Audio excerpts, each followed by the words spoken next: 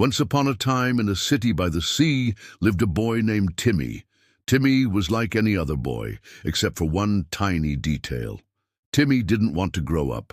He loved being a little kid, playing with toys, going down the slide, building sandcastles, eating sweets.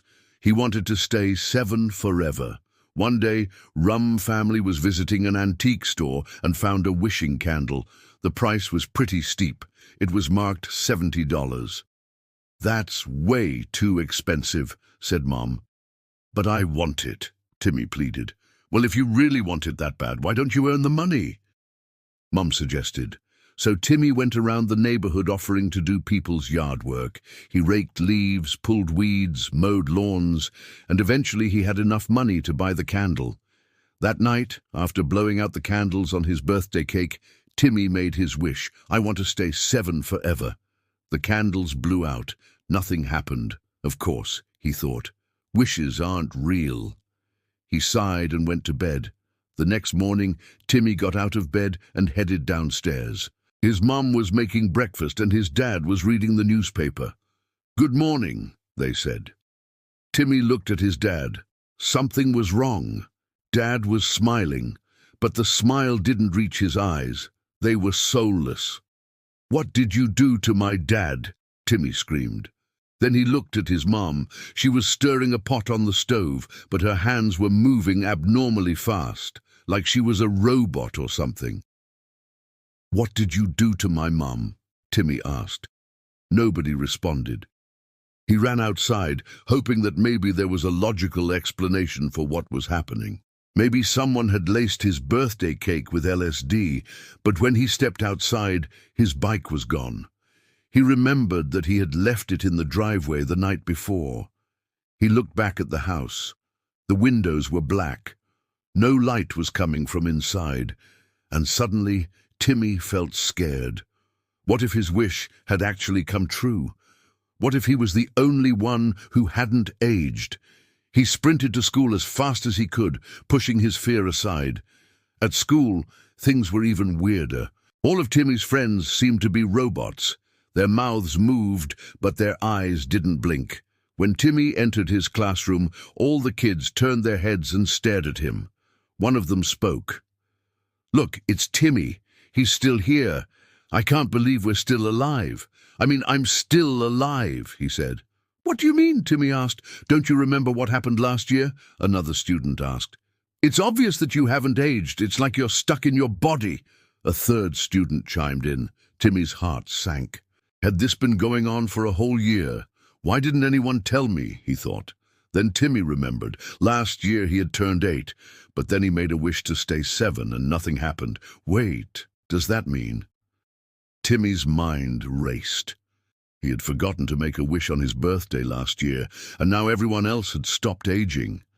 Now it was April Fool's Day, and Timmy had forgotten to make a wish again.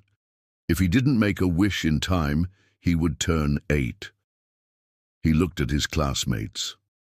Were they all 8 now? That meant he was still 7. Timmy smiled.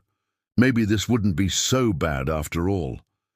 He raced home, desperate to get back to his parents before it was too late.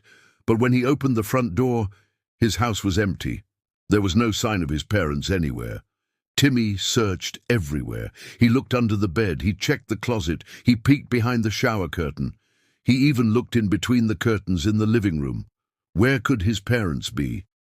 Then he found a note on the kitchen counter. It read, "We've been waiting for you, Timmy. We knew this day would come. You'll understand soon enough. Come with us now." At the bottom of the note was a smiley face drawn in permanent marker. Timmy's heart skipped a beat. Those smiley faces, they were freaky, and they reminded him of something, but he couldn't figure out what. He found the keys to his dad's truck and drove off to find his parents. As he was driving, Timmy saw his old house. It looked abandoned. The lawn was overgrown with weeds, the paint was chipping off the walls, and the windows were boarded up. Suddenly, Timmy slammed on the brakes. He forgot to make a wish last year, and that's why nobody had aged since then, but that also meant his parents must have aged. He turned the truck around and headed straight for his old house. When he got there, he jumped out of the truck and started banging on the door. "Dad, Mum, are you in there?" he shouted. He tried the doorknob. It was unlocked. He pushed the door open and stepped inside. The interior of the house was exactly the same. It looked just like he had left it. Then he heard a voice. "Well, well, well, look who finally decided to come home." It was his mother, but she wasn't the same. Her skin was gray and wrinkled. Her eyes were completely white. She had no pupils or irises. She was hunched over like a decrepit old woman. "Mom, what happened to you?" Timmy asked. "Why do you look like that?" His mother cackled, a horrible ear-piercing sound. "Do you really not remember? Do you really not know what happened to us?" she asked. Timmy shook his head. His mother got up and walked closer to him. "Here's a hint," she said. "Think about what you wished for last year." Timmy froze. "Stay 7 forever." His mom looked at him with disgust.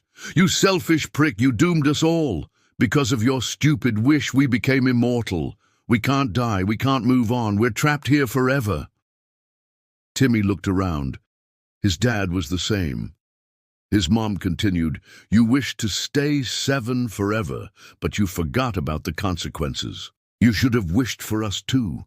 You should have wished that we could stay young forever. Instead, you chose to abandon us. You chose to leave us behind." Timmy looked down. His mother was right. He was selfish. He felt terrible. "I'm sorry," he whispered. His mother slapped him across the face. "Sorry isn't gonna cut it, Timmy. Sorry isn't gonna bring us back to life. Sorry isn't gonna let us move on." She grabbed his shirt and shook him. "Why didn't you just think about us? Why didn't you wish for all of us to be young forever? Or at least, why didn't you wish to die?" Timmy cried. "I didn't know, I'm sorry." "Shut up," his mom screamed. "You're the most selfish person in the world. I hate you." She pushed him away and shuffled out of the room. Timmy heard a voice behind him. "She's right, Timmy. You're selfish. You're just like your father." Timmy turned around. It was his dad. His dad was crying. "Dad, I'm sorry. I didn't know," Timmy said. His dad shook his head. "You don't understand, son. You don't know how much pain you've caused us." He took a step forward. "I'm sorry," Timmy repeated. His dad paused. "I don't want to hurt you, son, but your mother and I are beyond saving. Your wish has trapped us in our bodies. Our souls are gone. We're just empty husks. The only hope is that you find a way to reverse the spell. The only hope is that you become an immortal like us." With that, Dad slumped to the ground and turned into dust. Timmy screamed. Was this what his dad wanted? To be an immortal like them? Was that why he had driven him to the old house? Timmy looked at the remains of his parents. He felt terrible. He wanted to make things right. Timmy took a deep breath and made a wish. "I wish for my parents to be free of this curse. I wish for them to be able to move on." Timmy closed his eyes. He hoped that he had done the right thing. When he opened his eyes, his parents were gone. He heard a voice. "Thank you, Timmy." It was his mom. "Thank you for freeing us." His dad stood next to her. "We can finally move on now," his mom said. Timmy smiled. He was glad. After saying goodbye to his parents, Timmy returned to his new house. He poured all of his energy into becoming a successful businessman. By age 25, he was worth millions. But he never forgot his parents. He visited their graves every week. Then, one day, while visiting their graves, Timmy noticed that there was a new grave next to his parents.